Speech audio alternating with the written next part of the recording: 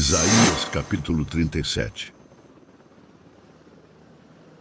Quando o rei Ezequias soube disso, rasgou suas vestes, vestiu pano de saco e entrou no templo do Senhor.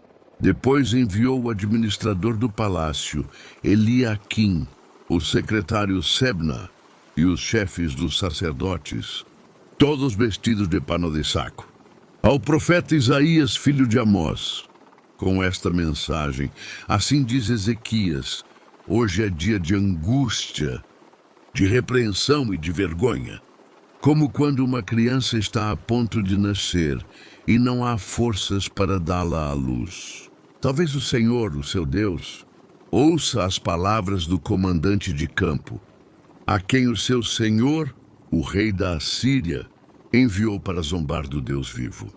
E que o Senhor, o seu Deus, o repreenda pelas palavras que ouviu. Portanto, ore pelo remanescente que ainda sobrevive.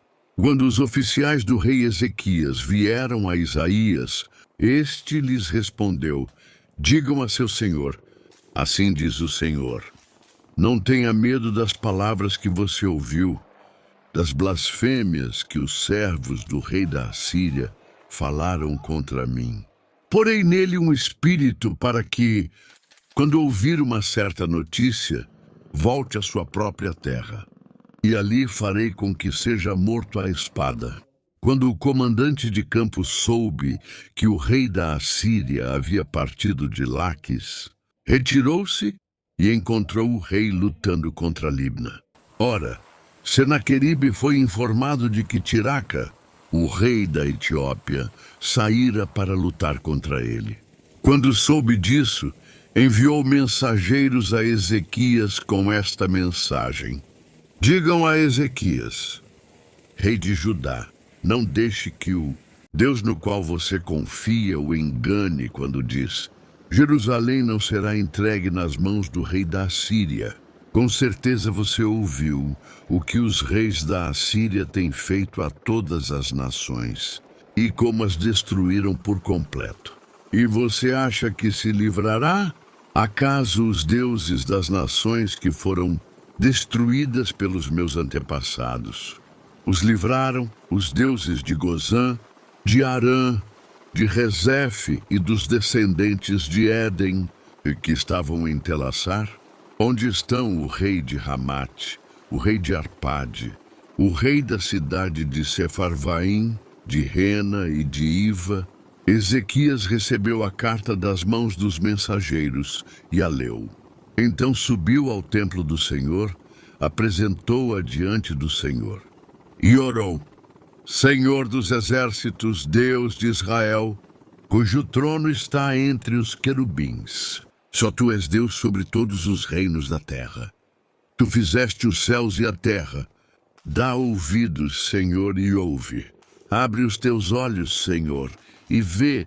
Escuta todas as palavras que Senaqueribe enviou para insultar o Deus vivo. É verdade, Senhor, que os reis assírios fizeram de todas essas nações e de seus territórios um deserto. Atiraram os deuses delas no fogo e os destruíram, pois em vez de deuses, não passam de madeira e pedra, moldados por mãos humanas. Agora, Senhor nosso Deus, salva-nos das mãos dele, para que todos os reinos da terra saibam que só tu, Senhor, és Deus. Então Isaías, filho de Amós, enviou uma mensagem a Ezequias. Assim diz o Senhor, Deus de Israel: ouvi a sua oração acerca de Senaqueribe, rei da Assíria. Esta é a palavra que o Senhor falou contra ele. A virgem cidade de Sião despreza e zomba de você. A cidade de Jerusalém meneia a cabeça enquanto você foge.